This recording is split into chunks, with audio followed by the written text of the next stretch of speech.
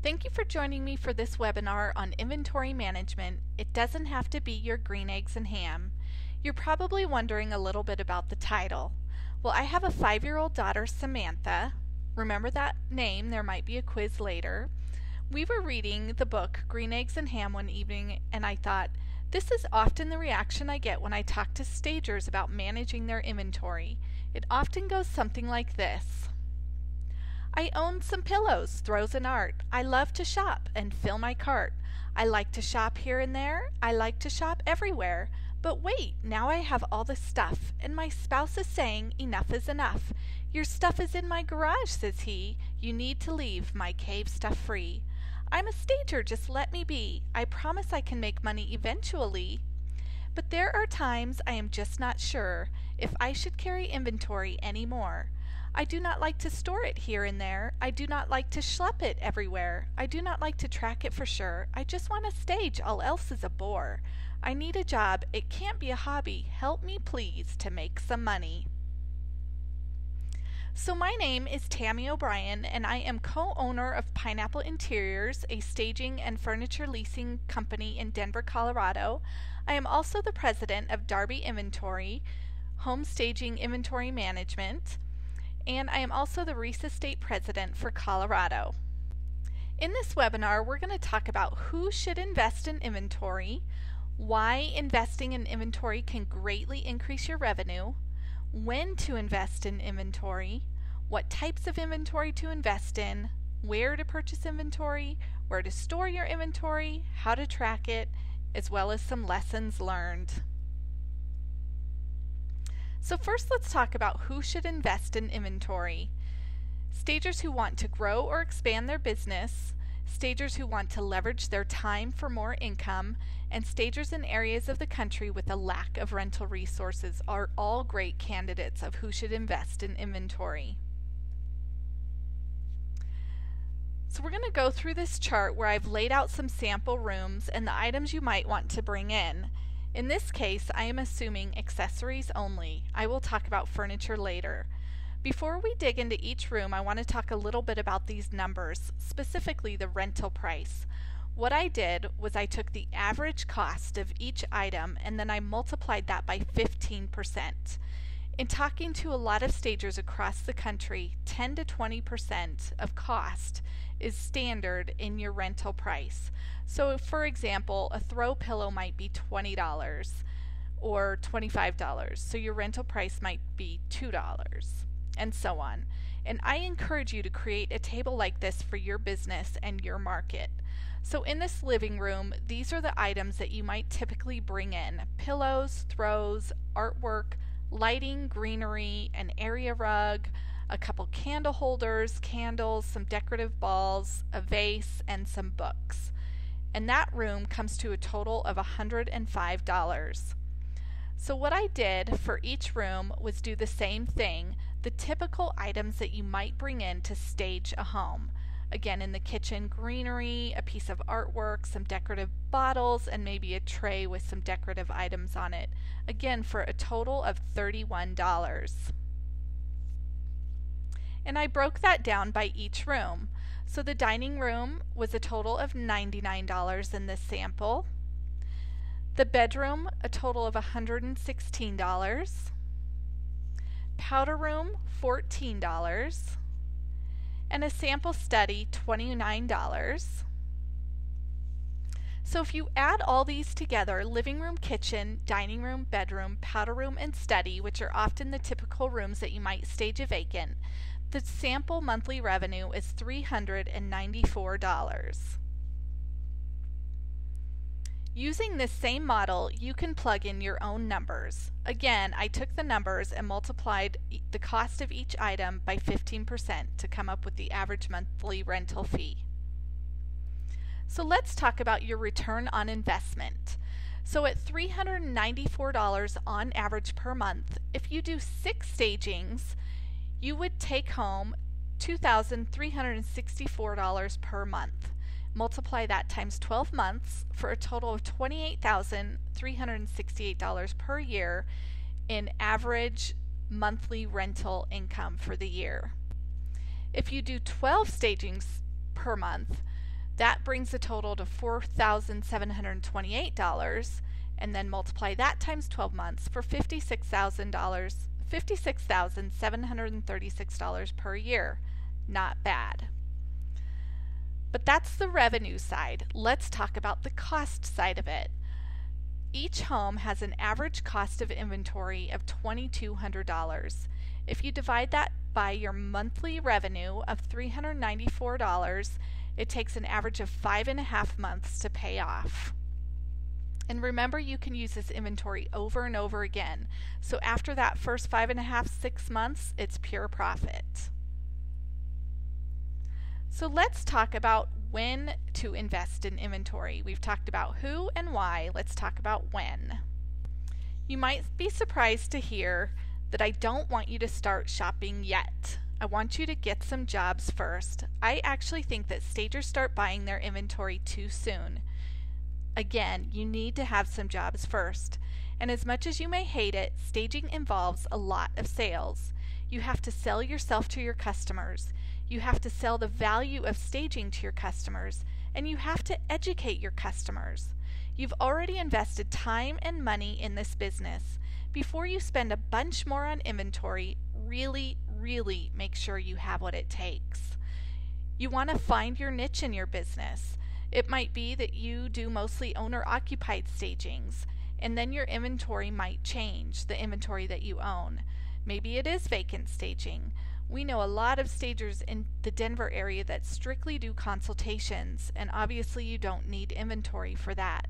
Or maybe you do design and redesign, or any combination of the above. But again, just make sure you find your niche, you really hone your staging skills, and you hone your business skills. You don't want to be a stager without any jobs and a lot of inventory. Your tastes may also change. The inventory that I buy now has changed significantly since we first started our staging business in 2005. You don't want to be a stager with lots of inventory and no business. Next, let's talk about what to buy. Once you decide you are in the business for the long haul, now it's time to shop. And the first thing that you want to concentrate on are some decorative accessories: candles, candle holders, books, baskets, vases, etc. The better and more impactful these items are, the less you will need, and you will find that you use them over and over. So be really picky about the accessories you buy. Again, when I first started our business, we felt like if it was a deal, we could use it, and we have learned completely different now. We really are picky about the items we choose, knowing again that the greater they are, the better they are, the less items that we need in each house. You'll also want soft goods. Soft goods include throw pillows, throws, towels, and bedding. Quality is important here too, especially with bedding. Our more luxury bedding gets used all the time and still looks great after years of use. The same goes for towels. Most of the towels we bought when we first started our business are now used for packing. Not a great investment. Artwork is a great inventory item to own also. You don't want to bother too much with small artwork. A few pieces may be appropriate for powder rooms or on bookshelves. Otherwise, medium to large is better. You don't use as much, which means you don't have to hang as much, saving you time on the job site. When you buy your artwork, also make sure to add hardware so that you can hang it in both directions if that's possible for the art piece. Again, that saves you time at the job site. If you want to hang it the opposite direction, you're not adding hardware while you're staging. We have also been able to recycle a lot of our frames that we either purchased on clearance or that we're tired of the art pieces themselves. We bring those pieces to a frame shop and have them put updated prints in the existing frames. A great money savings there. Now let's talk about lighting. Great lamps, again, means fewer accessories. And one of the things that I look for on clearance lamps are the shades. Lampshades can be really expensive, so if you love the shade and the lamp is clearance, go ahead and buy it just for the shade. I can often find fantastic shades for $20 to $30 on a clearance lamp. And again, I keep talking about quality. It really does make a difference. And again, a fantastic lamp on a night table, and you might not need anything or just one or two accessories to go with it. Greenery and florals. I'm going to keep saying this and you're going to get tired of hearing it, but be picky even if you have to pay more. Model home sales are a great place to find greenery and florals at really good prices. We've also had good luck at Pier 1, and we're currently looking at buying them wholesale. Overstock.com has some great greenery as well. Area rugs. 90% of our rugs are 5x8 or 8x10. Make sure to inspect the backing and have rug pads when necessary so that you don't damage floors. Be careful of rugs purchased from Home Depot and Lowe's, and I am speaking from experience here. The backing sheds this gritty white stuff which can damage floors. Also, if you plan to transport the rugs yourself, look for those lighter ones that can be folded versus rolled. We have good luck with rugs at HomeGoods and Overstock.com. Alright, we've talked about the smaller inventory items, so what about furniture? Investing in furniture is certainly not for everyone. So you have to ask yourself if you want to carry it, and we will talk about the pros and cons of carrying furniture in your inventory. So some of the pros are the revenue potential. You know, we talked about $394 on average for accessories. Add furniture to that, and it grows exponentially. You can also control the style of your staging.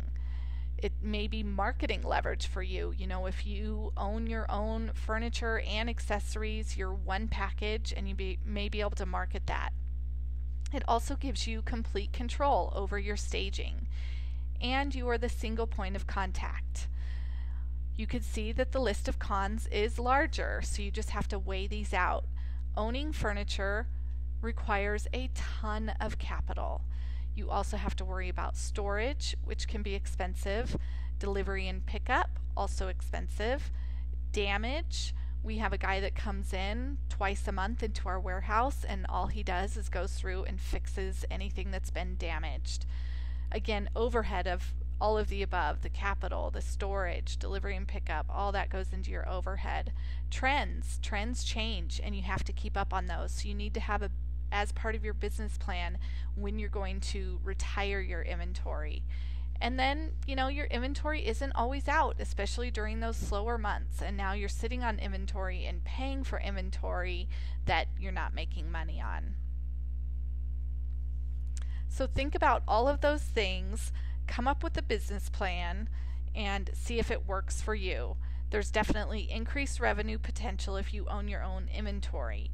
In the Denver area, basic furniture rental starts around $300 a month. Alright, now let's talk about how and where to shop. When you shop for your items, both accessories and furniture, if you plan to do that, you want to be unique. I look at a lot of staged homes on the internet, and they are beginning to look the same. So look at your area and think about and learn, where is everyone else in your area shopping? Don't go there. You definitely want to be unique. Buy quality over quantity. Quality absolutely lasts longer, and look for those timeless pieces that will last longer as well. Some of the places we recommend are Overstock.com, Macy's or other department stores in your areas. Absolutely look into wholesalers. Model home sales are great for everything. Of course, Target, Marshalls, HomeGoods, and TJ Maxx. You know, you can find some great deals and good values at those places. Pier 1 is great. Z Gallery is great for both furniture, artwork, and I love their accessories. Alright, let's move on to storing your inventory. When storing your inventory, you want to plan ahead to match the goals of your business. So for example, if you know that you want to stage 6 to 12 vacant homes using your own inventory and, you know, looking at accessories and or furniture, don't go out and get a 10 by 10 storage unit. Again, I speak from experience here, and part of this was building our business, but I think that we could have planned a little bit better too. We started out with 1 storage unit and then 2 storage units, and then we moved into a warehouse and a smaller warehouse, and then we doubled the size of that warehouse, and then the location that we're in now is much bigger. So really do think about your goals and plan for that. You know, maybe you go ahead and go for that smaller warehouse to begin with, because moving warehouses is a giant pain. So just think about it and try to plan for that. And think about the facility considerations, accessibility, climate, distance, and cost. Again, when I first started my staging business, we rented a storage unit, and I got a great deal on a storage unit that was on the 3rd floor that you could only get to by elevator. It was 115 degrees in the summer, and we wasted so much time just accessing the storage unit. If you get a storage unit, make sure it's drive up. Also look at, if you're in colder area of the country, make sure you get on that sunny side so you're not fighting ice and snow all of the time. Think about your storing and packing materials. You want to make sure that you have moving pads and blankets, art corners for your art pieces, felt bags for accessories. We use felt bags to put like large vases and stuff in. Plastic bins for accessories and towels and those types of things. Large contractor bags, trash bags are great for storing bedding in. You could put everything in there and then reuse those. Now let's talk about how to track your inventory.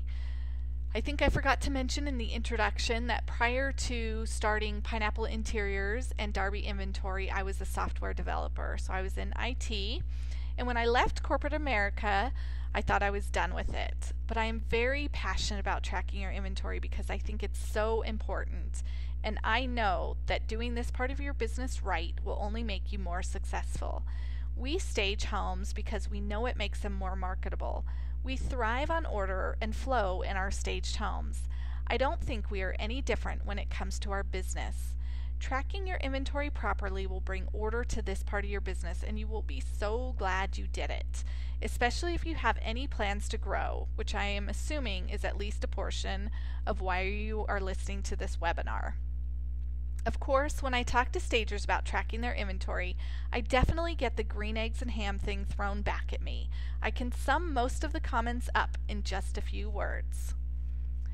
Track my inventory, you say? Oh my gosh, there's just no way. I don't own enough, you see. When my business grows, then maybe. Plus, tracking sounds so hard to me. And what about cost, or is it free? Track my stuff? I just can't. Plus, my memory's like an elephant.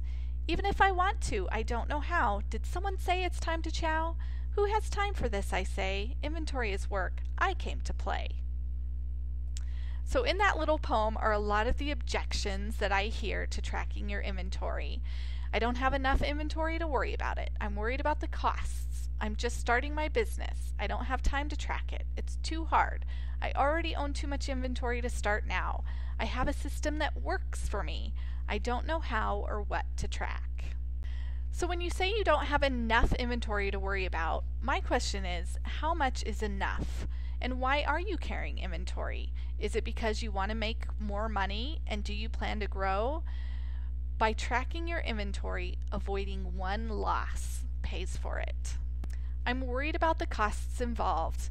We have to remember that time is money and loss is money, and not tracking now will absolutely cost you now or in the future. By tracking our inventory properly, we save so much time in so many aspects of our business and staging. It's just amazing. If you have a handle on it, you save hours upon hours of time, and time is money. I am just starting my business.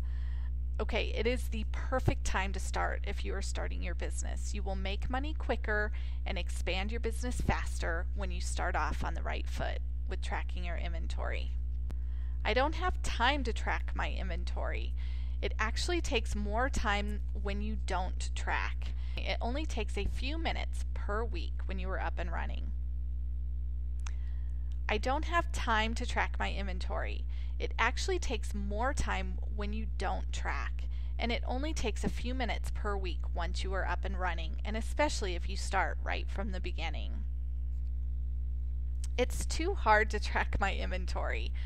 Really, it really, truly is not hard, and I'm going to show you how in just a little bit. I already own too much inventory to start now. You have to break it down into manageable chunks. You can start by doing one staging job at a time, one category, so maybe all of your artwork, then all of your area rugs, all of your bedding, all of your lamps. You could start by tracking what you have currently on hand. So what's at your warehouse or in your storage unit or in your basement, start there. Then as your staging jobs come back, you can start tracking those. Or hire an assistant. There are a lot of people that would love to track your inventory for you, at least get you up and running for $10 to $12 per hour. And college kids especially that have been around computers all their lives are great. Again, time is money. So if you can pay somebody $10 to $12 an hour to get all of your inventory in a tracking system, and you can be either marketing to get more jobs or actually staging homes, you're making a lot more money in the bottom line. I have a system that works for me. So ask yourself these questions. Does it save you time and money? Is it efficient? Is it professional? And will it grow? Will your system grow as your business grows? I don't know how or what to track. You will now because I'm going to show you. So here are the items that you want to track for your inventory. You want to track name, description, dimensions, category, subcategory, quantity, photo, sale price, rental price, purchase date, and vendor.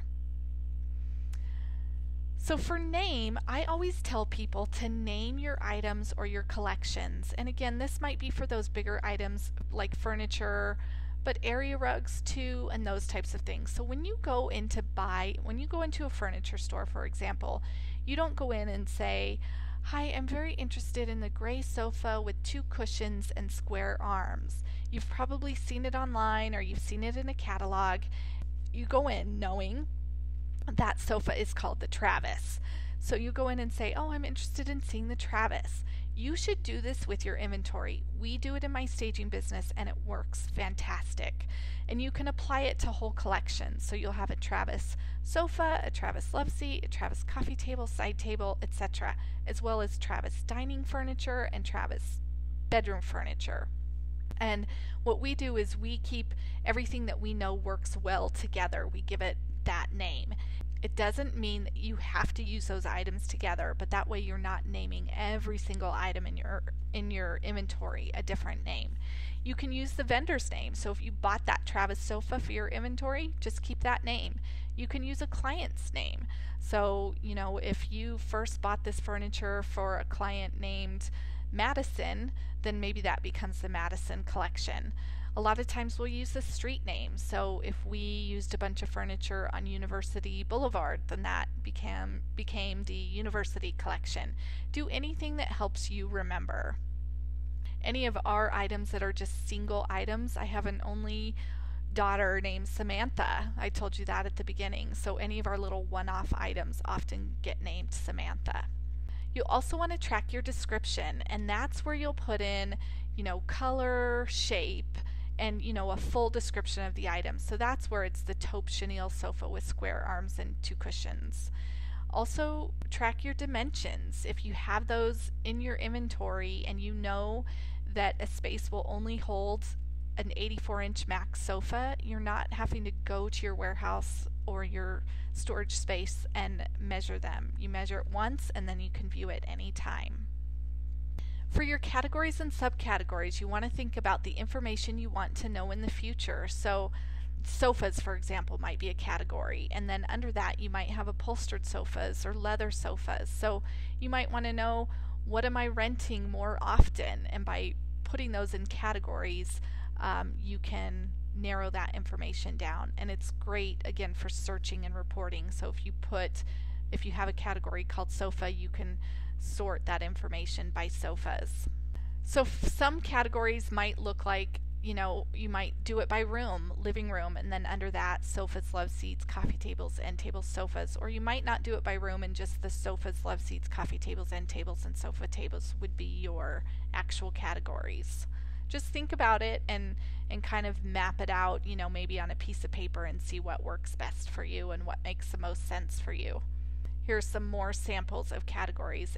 Under accessories, you might have kitchen, bath, bedroom, and living room. Always take photos of your inventory, and I recommend, if you have an iPhone or another smartphone where you could take photos, use that. That way your photos are smaller, and when you're adding them to your inventory, the upload time is less. You should also track the sale price of your item, and that's the price that you would sell the item for. You may say that you're not planning on selling your inventory, but you at the very least will get asked, and you will probably get asked often.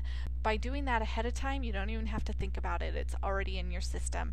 Also, when you plan to grow your team, and your team member might get asked that information, they have no idea what you bought it for or when you bought it. You've already established that price, and so they can access that information right away. The rental price is the amount you would rent the item for, typically on a monthly basis. And again, we talked about this. It's typically 10 to 20% of the cost. Purchase price and unit cost is the price you paid for the item. The purchase date is when you purchase the item, and vendor, of course, is where you purchase the item. So here's a sample item that you might have in a spreadsheet. Again, the name, description, category, etc. So the name might be the Samantha sofa. It's taupe chenille sofa with 2 cushions and square arms. It's in the living room category, subcategory of sofas, with the dimensions, the image name, how many you have, what you paid for it, what you would sell it for, what you would rent it for, the vendor, and the purchase date. That's all you need, and it really, if you do it right away, it does not take any time at all to put this together. So again, because I'm an IT geek, I want to give you some tips on data entry. So first of all, please don't yell by using all caps. Title case looks so much nicer. And also be consistent. So lampshade or lampshade, 2 words. You can spell out the word queen, or if you want to abbreviate it, QN, but you want to do it the same way with all of your items. Again, if you're searching through your inventory and you're looking for a lampshade and you type in lampshade 1 word, you might not get all of your inventory back if in some places you used lampshade as 2 words. Again, the number 2 or the word 2, nightstand is 1 word or nightstand is 2 words. It doesn't matter how you do it, you just want to be consistent. So I talked a little bit about doing a spreadsheet, and I want to give you some pros and cons for using the spreadsheet system versus using an inventory tracking software. So some of the pros of a spreadsheet are obviously you likely already have that software, Excel or Numbers or one of those. It's easy to do, and it's absolutely better than nothing at all. But some of the cons of using a spreadsheet system is it is tied to your computer. So if you have team members, you're trying to email those things back and forth, and it's hard to take with you. I know people well, and I've been in IT, and typically computers are not backed up enough, and people lose data all the time. And spreadsheets can get out of hand very quickly. Again, you have to email to share data, and they just become cumbersome. There are cons to an inventory tracking system as well. It does take a little longer to get up and running. There is a slightly higher learning curve. You just might love it, and you will wonder why you didn't start earlier. Some pros to using an inventory tracking system are it's web-based, they are backed up automatically, multiple users can use it at any time, it's professional, it saves you time and money, and it grows as you grow. They also have built-in invoicing, reporting, you have your images inline, and barcoding. So the last thing I want to talk to you about are some lessons learned that we have learned through our home staging business. When it comes to storage and transportation, you want to take the time to wrap and pack well. Damage will happen, but if you pay careful attention to this, it will happen less. Look at split box springs or smart frames for your beds. We do a lot of older homes in the Denver area, and more often than not in those older homes, a king size bed or even queen size box springs will not fit up those tiny stairs and around corners. So look into split box springs or smart frames. For your purchases, again, I can't say it enough. Cheap isn't always a good deal. Quality is absolutely worth it. And you want to stay neutral for the most part and bring in color with art and decor. And that way you can use those items in more places. And anything doesn't go. When you're tracking your inventory, track it as you buy and do periodic reviews. So, maybe once a month say, I'm going to look at my artwork and just inventory everything and make sure it's all in your system and it shows the proper quantities so that when you're planning for jobs, you know exactly what you have. And start tracking sooner rather than later.